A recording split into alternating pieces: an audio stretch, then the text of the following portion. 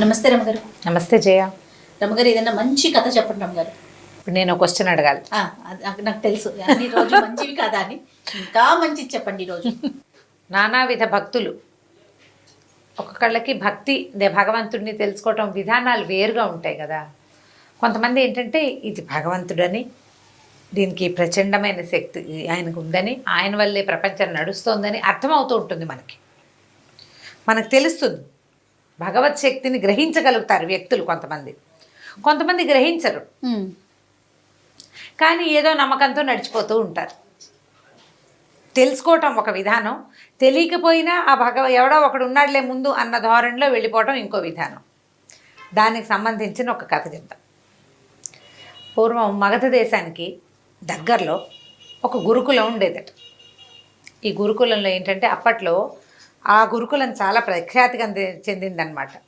మామూలుగా ఏదో పిల్లాన్ని తెచ్చి చేర్చేయడం కాదు. ఓహో, వాళ్ళు టెస్ట్ చేసి తీసుకునేవాళ్ళు. ఎంట్రన్స్ టెస్ట్ ఉండేది ఖచ్చితంగా. ఈ మగధ వంశానికి రాజగురువుగా ఉన్నాయనే, రాజగురువు ఎవరో ఆయనే ఈ గురుకులాన్ని నడిపేవారు. రాజుగారి దగ్గర నుంచి వీళ్ళకి సందర్భాలు సంబారాలు అన్నీ వచ్చేవి. ఆయన ఇక్కడ అప్పుడప్పుడు అంటే ఇక్కడ ఎక్కువగా ఉండి అప్పుడప్పుడు రాజధానికి కూడా వెళ్ళొస్తుండేవాడు, రాజగురువు కాబట్టి. అయితే రకరకాల టెస్టులు పెట్టేవాళ్ళు. ఎన్ని టెస్టులు వచ్చిన ప్రతి పిల్లాడికి అసలు ఏ విషయంలో వీడికి ప్రజ్ఞ ఉందో తెలుసుకునే చేసేవాళ్ళు అనమాట. ఆ కాలంలో ఇలా జరిగేదట. ఒకవేళ ప్రజ్ఞ లేదనుకో పిల్లాడికి ఏ విషయంలోనూ, వాడి కులవృత్తిలోనే మెల్లిగా తండ్రుల వెనకాలే పెట్టేవాళ్ళు. వాడికి ఏదో ఒక ప్రజ్ఞ ఉంది, వాడిని గురుకులంలో పెట్టేవాళ్ళు. ఆ గురుకులంలో శాస్త్రాలే కాకుండా మామూలుగా పౌరోహిత్యం అంటే స్మార్తానికి సంబంధించింది వేద విద్య, సాధారణ సంస్కృతము, ఆ తర్వాత ఏమో యుద్ధ విద్యలు, రకరకాలు గణితము, లెక్కలు. వాళ్ళు రేపొద్దున దీనిలాగా గుమస్తాలుగా దానిగా పనికొచ్చేవాళ్ళు అనమాట. అకౌంటెన్సీ అలాంటి వేరు విభాగాలు ఉండేవి. అన్ని విభాగాలకి ఏదో ఒక సంఖ్యాపరమైందో ఇంకో పరమైందో ఒక ప్రశ్నలు ఖచ్చితంగా ఉండేవి. అయితే కొంతమంది తిరిగి వెళ్ళిన పిల్లల్ని ఏం చేసేవాళ్ళు రాజుగారు, వాళ్ళు ఊరికే దిగులు పడకుండా ఏదో వాళ్ళకి 10 పావలా ఇచ్చి ఇళ్ళకెళ్ళి వాళ్ళ తాలూకు సొంత పని చేసుకునేలాగా, లేదా అతి కొద్ది మందిని రాజుగారి దీంట్లో ప్రాపకంలో ఉంచుకుని అక్కడే ఆ వాకిట్లో ఏదో చిన్న పని చేస్తూ వాడు బతకాలి. ప్రజలని వదిలిపెట్టే రోజులు కావవి. వాళ్ళు ఏడుస్తారని వదిలేవాళ్ళు కాదు. నిరుద్యోగం అస్సలు ఉండేది కాదు. ఒక వయసు వచ్చిన పిల్లవాడు, చదువుకోవాల్సిన పిల్లాడు ఏదర్ చదవాలి, లేదా వృత్తి విద్య నేర్చుకోవాలి, లేకపోతే ఏదో ఒక పని చేసుకోవాలి. ఆ పని వాడికి నేర్పాలి, నిదానంగా నేర్చుకుంటారు. ఇలాంటి విధానం నడిచేది. మనం ఇది అవలంబిస్తే ఎంత బాగుంటుందో కదా. అద్భుతం కదా రమగారు. పాతకాలం స్వర్ణయుగము, ఇంకో యుగము అని. అయితే జనాభా సంఖ్య తక్కువ కదండి, అదొకటి క్యాలిక్యులేట్ చేసుకోవద్దు. ఇప్పుడు మన జనాభా సంఖ్య ఎంతమంది కానీ మనం ఉద్యోగాలు కానీ లేకపోతే ఇలాంటి భద్రత కానీ కల్పించగలుగుతుంది ప్రభుత్వం. అప్పుడు ఇలాంటి చదువులు కానీ ఇలాంటి ఉద్యోగాలు కానీ ఆనాడు ఉన్నాయా? అప్పుడు చేతి వృత్తులు ఉండే కదా రమ్మగారు. వంశపారంపర్యంగా అదే వృత్తి కంటిన్యూ అవుతూ ఉండేది. ఇప్పుడు మనం వస్తు వినియోగం ఎక్కువ ఉండేది. ఇప్పుడు ఉంది జయ. అంటే చేతి వృత్తులు వారు చేసే అన్ని వస్తువులు మనం ఉపయోగిస్తున్నాం. ఎందుకు ఉపయోగించాము? అన్ని ఎలక్ట్రానిక్ గుడ్స్ వచ్చేలేదా రమ్మగారు? మరి అవన్నీ చేయడానికి మనుషులు కావద్దా? మిషన్స్ అయిపోవట్లేదు. మెషిన్ ఆన్ చేయడానికి మనిషి కావద్దు. ఇప్పుడు 10 మంది చేసే చోట ఒక్కరు సరిపోతారుగా. సరిపోరు. అది ఒకటి ఆలోచించద్దు. అలా కాదు, ఎప్పటికీ అదే సైజు. నీకు గుప్తుల కాలం నాడు ఉన్న మనుషులు ఆ కాలానికి ఎక్కువే, తర్వాత కాలానికి ఉన్న వ్యక్తులు ఆ కాలానికి ఎక్కువే. ఇప్పుడు ఈ కాలానికి ఎక్కువ. అందరూ రాట కట్టినట్టు ఒకే వైపుకి పరిగెత్తకుండా నలుగురిని 4 వైపుల పెట్టే పని ప్రభుత్వం చెయ్యాలి. ఇది వరకు చేసేవాళ్ళు ఇప్పుడు చేయట్లేదు. ప్రభుత్వంగా ప్రధానంగా చేతి వృత్తులు ఉండేవి. వంశపారంపర్యంగా అదే వృత్తి కొనసాగుతుండేది. ఇంత ఆధునికత సాంకేతికత ఎక్కడున్నాయి? ఇప్పుడు ఆధునికత 10 మంది చేసే పనిని ఇప్పుడు ఈవెన్ పొలాల్లో కోతలు కోయటానికి కూడా మిషన్స్ వాడేస్తున్నామా? 10 మంది చేయాల్సిన పని ఒక మిషన్ చేసేట్లా ఒక మనిషితో దాంతో కల్పించలేకపోతుంది. సో అప్పుడు మనం ఏం చేయాలి? చేతి వృత్తుల్ని ప్రోత్సహించడం, శాస్త్ర సాంకేతికని వేరే రంగాల వైపు మరల్చి ఉద్యోగ భద్రత కల్పించడం, ఉద్యోగాలు కల్పించడం, ఈ వైపు ఆలోచించాలి. దానికి చేయాల్సిన గవర్నమెంట్ అయినా కాదా? ప్రభుత్వం చెయ్యాలి అలాంటిది. అప్పుడు చేసేవాళ్ళు. ప్రభుత్వం చెయ్యాలి తప్పకుండా. ఆ మొత్తం ఈ దేశంలో, ఈ రాజ్యంలో, ఈ ఊళ్ళో ఉన్న వాళ్ళందరికీ తినడానికి తిండి ప్రతివాడికి ఉండాల్సిందేనన్న నియమం అప్పుడు ఉండేది. అయితే ఏమైంది, ఈ చాలామంది స్టూడెంట్స్ వచ్చారు. ఈ సంవత్సరం కూడా 1 సంవత్సరం వచ్చేసరికల్లా కొంతమంది పిల్లలు తిరిగి వెళ్ళిపోవాలి. అయితే వాళ్ళల్లో ఒక పిల్లాడు, వాడికి పేరు ఏదో ఉంది కానీ ఇప్పుడు నాకు అది గుర్తు రావట్లేదు, ఏమనుకుందాము, వృషభుడు అనుకుందాం వాడి పేరు. వృషభుడు. వృషభం అంటే ఎద్దు, అందుకని ఆ పేరు చెప్తున్నాను అనమాట. వాడు ససేమిరా నేను ఇంటికి వెళ్ళను అన్నాడు. ఇంటికి వెళ్ళను అన్నాడు. ఇంటికి పంపలేకపోయారు వాడిని. వాడికి ఏమీ రాదు, మొద్దు సరిగ్గా చెప్పాలంటే ఏం రాదు. ఏం చేస్తారు, వాడు నేను వెళ్ళనంటాడు. వాళ్ళ అమ్మా నాన్న ఏమో ఇప్పటికి 2-3 గురుకులాల్లో వీడు తిరిగిపోయాడండి, ఏదో ఒకటి చేసి ఉంచుకోండి, ఏమీ రాకపోతే ఏదో పని చేస్తూ ఇక్కడే ఉంటాడు. వాడికి చదువుకునే వాళ్ళని చూస్తే ఇష్టం, వాళ్ళతోటే ఉండాలని ఉంది. వాళ్ళు కొంచెం కలిగిన కుటుంబమే, వాళ్ళకి ఇంటి దగ్గర తిండికి లోటేం లేదు, వాడు పాఠశాలలో ఉండాలనుకుంటున్నాడు. అప్పుడు రాజుగారి ద్వారా ఏదో 2 మాటలు చెప్పించి గురువుగారిని ఒప్పించి ఆ పిల్లాడిని అక్కడ వదిలిపెట్టి వెళ్ళిపోయారు. ఈ మన రాజగురువే ఇక్కడ గురువుగారు అని చెప్పాం కదా, ఈయన మహారామ భక్తులు. ఎంత రామ భక్తులు, ఏది ఆయన ముందు పెట్టినా రామార్పణం అనేవారు. అంతా రామార్పణమే, భోజనం చేస్తూ రామార్పణం, ఎవరైనా దండం పెడితే రామార్పణం. అదొక అలవాటు. మనం రామ అనుకుంటాం కదా, అయ్యో రామ అంటాం, ప్రధానికి రామ అంటాం, ఆయన రామార్పణం అంటారు. నమస్కారాన్ని స్వీకరించడానికి రామార్పణమే. ఆహారం, మంచినీళ్ళు, ఎక్కడైనా మంచి ఆసనం ఇచ్చి గురుగారి ఈ ఆసనం మీద మీరు కూర్చోండి రామార్పణం అని దండం పెట్టుకుని అక్కడ కూర్చునేవారు. ఆయనకి రామార్పణం అనేది ఊత పదం, అన్నీ ఆయనకి సమర్పించటమే, అన్నిటి రాముడికి సమర్పించటమే ప్రతిదీ. సరే, ఈ పిల్లాడు ఇక్కడ ఉండటం మొదలెట్టాడు. ప్రతి క్లాస్లోనూ కాసేపు కూర్చునేవాడు, లేచి వెళ్ళిపోయేవాడు.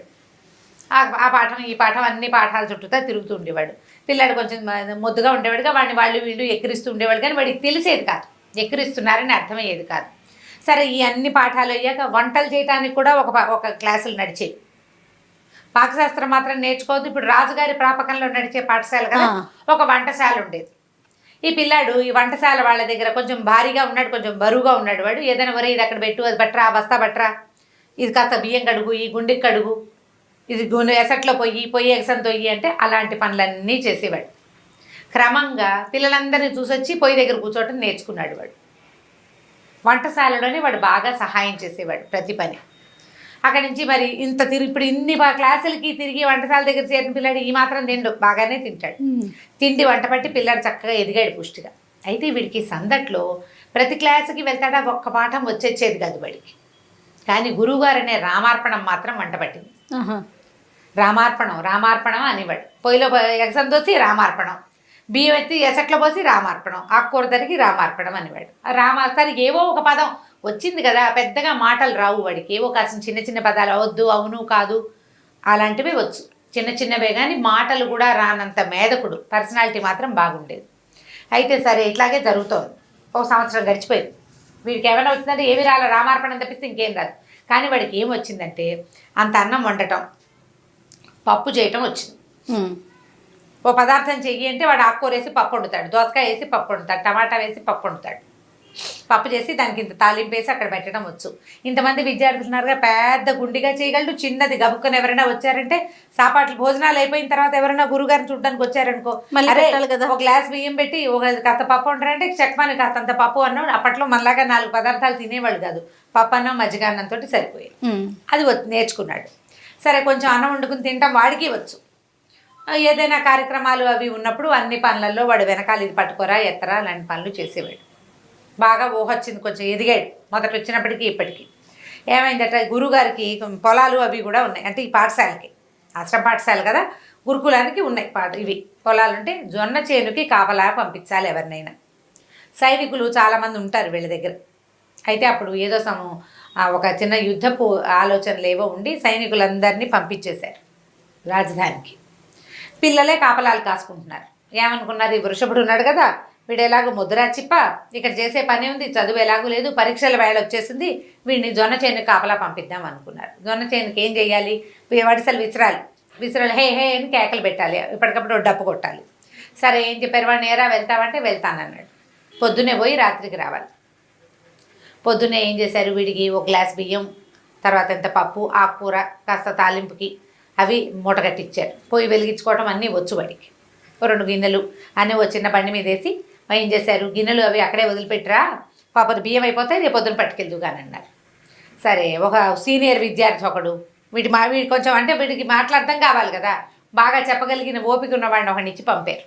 వాడు పోయి వీడిని తీసుకెళ్ళి ఆ చేను గట్టు మీద దిగబెడిచి, ఒక పెద్ద చెట్టు ఉంది, దానికి చక్కగా నీడగా 3 రాళ్ళు పెట్టి పొయ్యి అరేంజ్ చేసి, అరే అన్నం వండుకుని తినరా, ఇదిగో ఇక్కడ పిక్కలు వస్తాయి, వాటిని చప్పట్లు కొట్టు, ఈ డప్పు కొట్టు, ఈ కర్రలు విసురు, చుట్టూతా తిరుగు, వీళ్ళందరినీ వీటి పక్షులను రానివ్వకుండా తోలేసేయి, అన్నం వండుకు తిరుగు.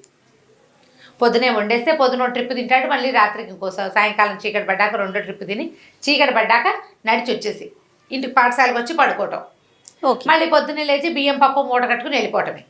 ఓ 10 రోజులు కాపలా కాయాలి, ఎందుకంటే జొన్న చేను బాగా పాలు పోసుకున్నాక ఓ 10 రోజులు కాపలా కాసాక జొన్న కోసేస్తారు. ఈ 10 రోజులు కాపలా పిల్లని పంపాలి. బాగానే ఉంది. సరే వెళ్ళాడు పొద్దున, మర్నాడు అది తీసుకెళ్ళాడు, అన్నీ ఏర్పరిచేసి సీనియర్ విద్యార్థి ఇంటికి వచ్చేసాడు, పాఠశాలకు వచ్చేసాడు. రాత్రికి వీడు వెనక్కి వచ్చి పడుకుని దగ్గరకు వచ్చినప్పుడు వంటశాల ఏర్పాట్లు చేయడానికి ఒక ఆయన ఉండేవాడు, ఒక సూపర్వైజర్. ఒక మనిషి బియ్యం చాలలేదండి, మరి కాసిన బియ్యము పప్పు ఇవ్వండి అని అడిగాడు. నేనేమనుకున్నాను, సరేలే మనం ఏదో అందాజుగా ఇచ్చాము, వాడికి ఏం సరిపోతుంది, పిల్లాడు కొంచెం ఎదిగాడు కదా అని ఏం చేశారు, ముందు రోజు ఇన్ని బియ్యం ఇచ్చారా, మర్నాడు అన్ని బియ్యం ఇచ్చారు. పప్పు కూడా 2 గుప్పెళ్ళు ఎక్కువ వేశారు, 2 ఆకుకూర కట్టలు ఎక్కువ వేశారు, తాలింపు దినుసులన్నీ పెంచారు, చిన్న మూటలు కట్టేసి పెట్టేశారు. ఆ మూటలు పుచ్చుకు పోయాడు మర్నాడు పొద్దున. మర్నాడు రాత్రి వచ్చేసాడు. మరి బియ్యం అన్నం చాలలేదండి కావాలన్నాడు. ఇది పరిపాటాలేక ఎక్కువ తింటున్నాడు ఏమిటో వీడు, ఆ మాత్రం బియ్యం ఇచ్చాను, అంతకంటే ఏం తింటాడు, చిన్న వెధవా, ఇంతకు చేసి వాడికి 15-16 ఏళ్ళు, అంతకంటే ఏం తినేస్తాడు అనుకున్నాడు. 3వ రోజు కూడా పెద్ద మూట కట్టారు. 4వ రోజు కూడా మళ్ళీ అడిగాడు, సరిపోలేదు అని. ఎవడైనా దొంగ వెధ వచ్చి వీడి దగ్గర తినేస్తున్నాడా, ఇంత తింటామేమిటి. 5వ రోజు కట్టించుకున్నాడు. వాడికి ఆయనకి ఆ సూపర్వైజర్కి విసుగు పుట్టింది. అరే సరిపోదు ఎందుకురా నీకు అని కసిరాడు. అయ్యో చాలటం లేదండి నిజంగాను అన్నాడు. పిచ్చి వెధవ పాపం, వీడికి ఏవో 2-3 మాటలు వచ్చు అంతే, ఏదో చిన్నగా చెప్తాడు. సరే కానిలే, ఏ కోతులో ఉడతలకో ఎవరైనా పెడుతున్నాడేమో తోచదు కదా, మరి ఒక్కడే ఉంటున్నాడు పిల్లాడు, ఏ ఉడతలకో అన్నం పెడుతున్నాడు అనుకున్నారు. ఉడతలకైతే మాత్రం ఇంత గిన్నెడు అన్నం ఏం పెడతాడు, గిన్నె వదిలేశాడు, పెద్ద గిన్నె తీసుకెళ్ళటం మొదలుపెట్టాడు. అన్నానికి పెద్ద గిన్నె, మరి ఇన్ని బియ్యం ఉడకద్దు, పప్పుకు పెద్ద గిన్నె. 5 రోజులు గడిచిపోయినాయి. ఈ 6వ రోజు ఆయనకి విసుగొచ్చేసింది. ఇది లాభం లేదు, గురువుగారికి చెప్పాలనుకున్నారు. సరే గురువుగారి దగ్గరికి తీసుకెళ్ళి వీడండి మొదటి రోజు నేను బియ్యం ఇచ్చాను, 2వ రోజు 3వ రోజు ఇప్పటికి ఇంత దబరా గిన్నె తీసుకెళ్ళాడు, ఇంత గిన్నె, ఇన్ని డబ్బాల బియ్యము, ఇంత పప్పు, ఇన్ని ఉప్పులు తీసుకెళ్తున్నాడు, 6 డజన్ మందికి సరిపోయేంత పదార్థం పట్టుకెళ్ళాడు.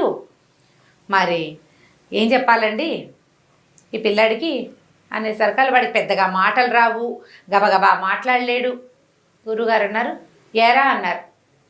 వీడు బిక్కమొహం వేశాడు. సరే ఆయన అన్నారు, అంతర్ముందు పంచాయతీ ఎందుకు, నువ్వు వెళ్ళిపోమని సూపర్వైజర్ని పంపేశారు. వెళ్ళండి అడిగారు, ఏరా అన్నం వండుతున్నావా అంటే వండుతున్నానండి అన్నాడు. తింటున్నావా అంటే ఎక్కడండి, తిని 5-6 రోజులైంది అన్నాడు. అన్నమంతా ఏం చేస్తున్నావురా అన్నాడు. నువ్వు ఇన్ని డబ్బాలు బియ్యం పట్టుకెళ్ళావా అంటే పట్టుకెళ్ళానండి. వాడి ప్రతి వాక్యానికి రామార్పణం అంటుంటాడు. పట్టుకెళ్ళానండి రామార్పణం. మరి ఎందుకు తినలేదురా అంటే ఎక్కడ తినండి రామార్పణం, తినడానికి అవకాశం లేదండి రామార్పణం అనేసరి గురువుగారు రామార్పణం అనుకుని ఏమిట్రా సరిగ్గా చెప్పన్నాడు. కాదండి మొదటి రోజు పెద్దన్నయ్య నన్ను తీసుకెళ్ళాడా, అన్నం వండుకోమన్నాడా, అన్నం వండుకున్నానండి, వండుకుని ఆకేసుకున్నానండి. అక్కడ ఏముంటాయి, పెద్ద పెద్ద చెట్ల ఆకులు ఉంటాయి, 2 ఆకులు కలిపి కుట్టి విస్తరి చేసుకున్నాడు. వాడికి ఆ పనులు వచ్చు, అక్కడే ఉన్నాడు కదా పాఠశాలలో. ఆకేసుకున్నానండి, నేల శుద్ధి చేశాను, ఆకేసుకున్నాను, అన్నం పప్పు వడ్డించుకున్నానండి. రామార్పణం అని దండ పెడుతుంటే ఒక ఆయన వచ్చాడండి. రామార్పణం ఒక ఆయన వచ్చాడు. ఆయన అన్నం పెడతావా నాకేనా అన్నాడు. అనేసరికల్లా మరి ఎవరికైనా అన్నం పెట్టమని నేర్పించారు కదా, పాఠశాలలో వాడికి నేర్పించిన విద్య ఏంటి, ఎవరికైనా పెట్టి తినాలి. వాడికి రెగ్యులర్ ప్రాక్టీస్ అది, వాడంతటి వాడికి కంచం పెట్టుకుని అన్నం తినకూడదు. మరి ఇప్పుడు మేధకుడైన పిల్లవాడికి చెప్పాలి కదా, ఏదో ఒకటి నేర్పాలి. వీళ్ళు ఏం చేశారు, అన్నం పప్పు వండటంతో పాటు ఎవరికైనా పెట్టి తినడం అలవాటు చేశారు. ఆయన వచ్చాడండి, అక్కడ ఎవరు లేరు, ఎవరికి పెట్టినా అని చూశాను, రామార్పణం ఎవరికి పెట్టను అని అనుకుంటే ఆయన వచ్చాడు. సరే వచ్చాడు కదా అని రామార్పణం ఆయనకి పెట్టానండి. ఆయన తినేశాడు. ఆయనే తిన్నాడండి మొత్తం, నాకు చాలలేదు.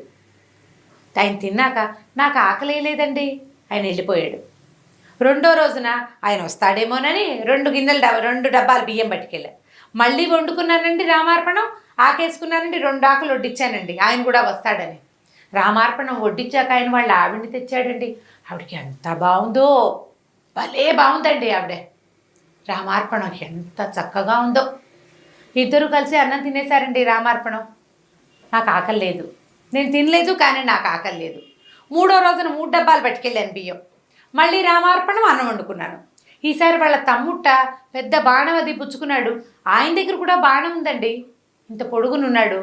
ముగ్గురు కలిసి తినేశారు రామార్పణం. 4వ రోజు మళ్ళీ 4 డబ్బాలు అన్నం ఉంటే వాళ్ళు ముగ్గురు వస్తారేమోనని వాళ్ళు 3 విస్తళ్ళు వేసి నా కోసం కూడా 4వ విస్తరి వేసుకుంటే 4 విస్తలు ఆయన ఇంకో తమ్ముడిని తీసుకొచ్చాడండి. అసలు ఈయనండి అచ్చు ఆ పెద్ద ఆయన లాగానే ఉన్నాడండి. మొదట వచ్చిన ఆయన ఎర్రగా ఉన్నాడండో, ఈయన మాత్రం సేమ్ డిట్టో పెద్ద ఆయన ఎలా ఉన్నాడు ఈ తమ్ముడు కూడా అలాగే ఉన్నాడు. అదే రంగు అదే రూపం. బాణాలండి వాళ్ళ దగ్గర. ఏమోలే అని నలుగురికి పెట్టేశానండి. నాకు ఆకలి లేదు. రామార్పణం 5వ రోజు మళ్ళీ పట్టుకెళ్ళానండి. ఈసారి వాళ్ళు నలుగురు, ఒకవేళ ఆయనకి ఇంకో తమ్ముడు ఉన్నాడేమో, ఎందుకు వచ్చిందిలే అని అనుకున్నాను. అయినా కూడా నేను తిందామనుకున్నా. వాళ్ళు నలుగురు, నేను ఒకదాన్ని అనుకున్నా. 5 ఆకలేస్తే ఆయనకి 3వ తమ్ముడు ఉన్నట్టండి, బంగారపు రంగు. ఆయన్ని తీసుకొచ్చాడండి. వాళ్ళు 4 అన్నదమ్ములు, ఒక ఆవిడే. అందరూ ఎంత బాగున్నారో, ఇంతంత పొడుగు మనుషులు, బాణాలు, బట్టలు ఎంత బాగున్నాయో. వాళ్ళు 5గురు కూర్చుని తినేశారు. 6వ రోజు కూడా పట్టుకెళ్ళానండి. ఈసారి వాళ్ళ బంటుట, ఆయన ఎంత ఉన్నాడో వీళ్ళందరినీ కలిపితే ఆయన అంత ఎత్తవుతారండి రామార్పణం. ఆయన దగ్గర ఒక పెద్ద గద కూడా ఉందండి. వాళ్ళందరూ తినేశారు. రేపు ఎవరు వస్తారో అందుకని ఇవి చాలదు, నాకు ఎక్కువ కావాలంటే గురువుగారు నిర్ఘాంతపోయాడు. ఒక ఆయన వచ్చాడు, భలే అందంగా ఉన్నాడు, బాణాలు పట్టుకుని ఉన్నాడు. వాళ్ళ ఆవిడ వచ్చింది, ఆవిడ చాలా అందంగా ఉంది. 2వ రోజో తమ్ముడు, 3వ రోజో తమ్ముడు, 4వ రోజో తమ్ముడు వచ్చాడు. ఒక బంటు కూడా వచ్చాడు. ఎంతమంది అయ్యారు? 4 అన్నదమ్ములు, భార్య, బంటు. ఈ 6గురు ఉండే సమూహం ఎక్కడిది?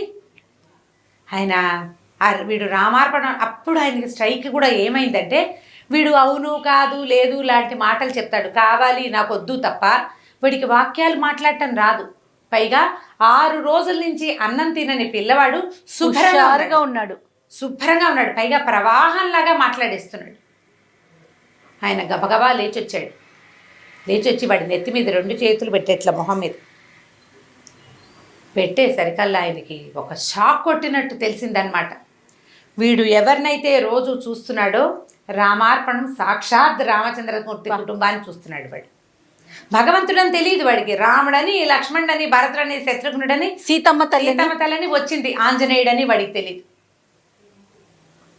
తెలియకుండా రామార్పణం ఎవరికైనా పెట్టి అన్నం తినాలన్న వాడి ఆలోచనకి భగవంతుడు రామార్పణం అన్నందుకు రాముడు వచ్చి తింటున్నాడు ప్రతిరోజు. ఆయన కదిలిపోయాడు, అరిచి కేకలు పెట్టాడు, రండ్రా అందరం వెళ్దాము, రోజు ఇవాళ కిష్కింధాపుర వాసులంతా వస్తారని ఎంత అరిచి, అసలు ఎంత ఉద్వేగం అయిపోయిందంటే, సంవత్సరాల తరబడి నా బతుకంతా రామార్పణం అన్నా కూడా భగవంతుడు నన్ను కరుణించలేదు. అమాయకుడు, మేధకుడు, బుద్ధి లేనివాడు, అన్నం తింటాను తప్పిస్తే 2వ పని చేత కానివాడు, వాడికి భగవంతుడు ఇట్లా చూపించాడు కరుణ. ప్రతిరోజు 6 రోజులు వాడికి వాడిని చూడ్డానికి వచ్చాడు. 6 రోజులు వాడు పెట్టిన అన్నం తిన్నాడు. ఆయన ఉద్వేగాన్ని తట్టుకోలేకపోయాడు అనమాట. ఇక బళ్ళు కట్టించి ఎంత ఆహారమో పట్టుకెళ్ళారట, ఎన్ని పదార్థాలో పట్టుకెళ్ళారు అక్కడికి, ఆ పొలం దగ్గరికి. బోల్డ్ అంత వంట చేశారు. అందరూ చూస్తున్నారు. ఆకులు వడ్డిచ్చేయరా, ఎవరు వస్తారో చూద్దామంటే బోలెడు ఆకులు వేసి వడ్డిచ్చాడు ఈ వృషభుడు. ఎవ్వరు రాల. చాలాసేపటికి చూస్తున్నాడు. రోజు మనుషుల్ని చూడడం అలవాటైంది. బోలెడంత పెద్ద కోతల మంద ఒకటి వచ్చి ఒక్కొక్క ఆకు ముందు కవాతు చేస్తున్న సైనికుల్లాగా కూర్చుని వడ్డిచ్చిన ఆకుల్లో శుభ్రంగా ఆహారం అంతా తినేసి లేచింది. ఈ గురువుగారు, ఆయన శిక్షగణము, ఆ ఆశ్రమ పాఠశాలలో పనిచేసే సమూహం బోళ్ళంతమంది ఉన్నారా, అందరూ మనుషులు ఉన్నారన్న భయం కూడా లేదు. ఎలా అంత సమూహం, వానర సమూహం ఎలా వచ్చిందో ఎలా వెళ్ళిపోయిందో తెలీదు. వచ్చింది మొత్తం వండిన పదార్థం ఒక్క మెతుకు మిగల్చకుండా, వెనక్కి ప్రసాదం మిగల్చకుండా మొత్తం పెట్టినవన్నీ తినేసేసి లేచెళ్ళిపోయి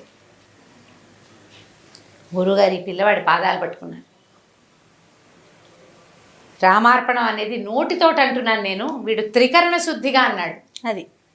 అది తప్ప ఇంకొకటి లేకుండా చేసిన మనస్ఫూర్తిగా లోపల నుంచి, మామూలుగా నోటితో అంటంగా మనోవాక్కాయ కర్మలతోటి మాటతోటి, మనసుతోటి, కర్మతోటి కూడా, మనోవాకాయాలతోటి చెయ్యాలి. అది మనం చెయ్యాలి కదా.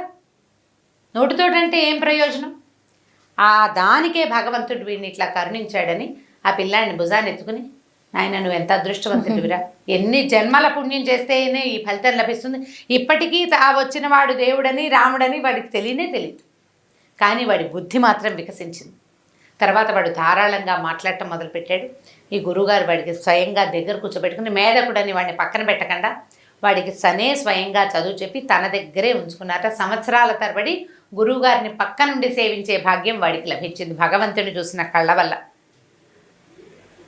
నమ్మిన వాడికి ఇలా వస్తాడు దేవుడు. ఆయన దేవుడని మనం తెలుసుకోలేము, అంతే. ఇది దేవుడు ప్రతివాడికి అందరికీ కోదండం పుచ్చుకుని వస్తాడా రాముడు? రాడే, సహాయకారు అవుతారు త్రికర్ణ శుద్ధితో. అంతే కదా నా పిల్లోడు చేసిన పని. అంతే. మనం వీటితోటి మనం నమ్మాలి కదా. మనం మనసులో నమ్మాలి, మాటతోటి నమ్మాలి, పని కూడా నమ్మిన పని చేయాలి. దేవుడికి ఒక ఆకేసి మనం ఒక ఆకు వేసుకోవాలి దేవుడి దగ్గర మనం. అయితే దేవుడాకు దేవుడిదే కదా, ఆయన వచ్చి తినబోయాడా అని అందులో నుంచి ఎంగిల్ చేస్తామా? చెయ్యం కదా.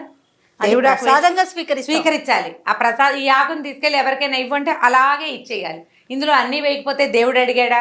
నెయ్యి అయిపోతే దేవుడు చూశాడంటే దేవుడికే అదంతా నీకు కదా నియమం ఉండాల్సింది. నువ్వు నమ్మాలి. భగవంతుడు సాక్షాత్తు వచ్చి సూక్ష్మాంశంలో ఈ ఆహారాన్ని గ్రహిస్తాడు అని నువ్వు గట్టిగా నమ్మితే నువ్వు చేయవలసిన రకంగా చేస్తావు. నేను చేసేది మంచి, నా మంచిని భగవంతుడు తెలుసుకుంటాడు అంటే ఖచ్చితంగా మంచే చేస్తావు నువ్వు. లోపల నమ్మాలి కదా, లోపల తెలియాలి. ఈ కథని ఎన్ని రకాలుగా మార్చి చెప్పబడిందో ఈ కథ. వినటానికి ఎంత అద్భుతంగా ఉందంటే, శ్రవణానందం అంటారు చూసారా రమ్మగారు, అదే అలా అనిపిస్తుంది నాకైతే.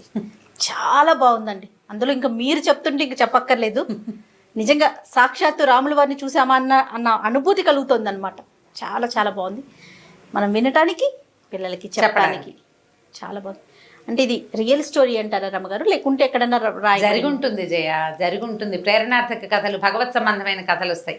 చాలా పుస్తకాలు ఉన్నాయి, గీతా ప్రెస్ వాళ్ళు వేసినవి. అందులో ఉన్న కథ రకరకాల జరిగి ఉంటుంది. ఎందుకంటే ఇప్పుడు పిల్లాడు చూశాడు ఇలా 5 మనుషులు రావటం. అవును, 4 అన్నదమ్ములు, ఒక స్త్రీ, ఒక బంటు, 6 రావటం పిల్లాడు చూశాడు. వాళ్ళని వాడు భగవంతులని తెలుసుకోలే. అతను చెప్పిన ఆనవాళ్ళని బట్టి గురువు ఊహించాడు. అవును, మొత్తానికి అద్భుతమైన కథ ఒకటి చెప్పుకున్నాం ఇప్పుడు మనం. చాలా అద్భుతమైన కథ అండి, రామార్పణం. చాలా చాలా బాగుంది రమ్మగారు.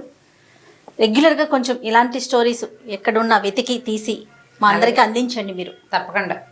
ఓకే రమ్మగారు, నమస్తే. నమస్తే జయ. ఈ వీడియో కనుక మీకు నచ్చినట్లయితే లైక్ చేయండి, షేర్ చేయండి. మరిన్ని ఇంట్రెస్టింగ్ వీడియోస్ కోసం మా ఛానల్ని సబ్స్క్రైబ్ చేసుకోండి.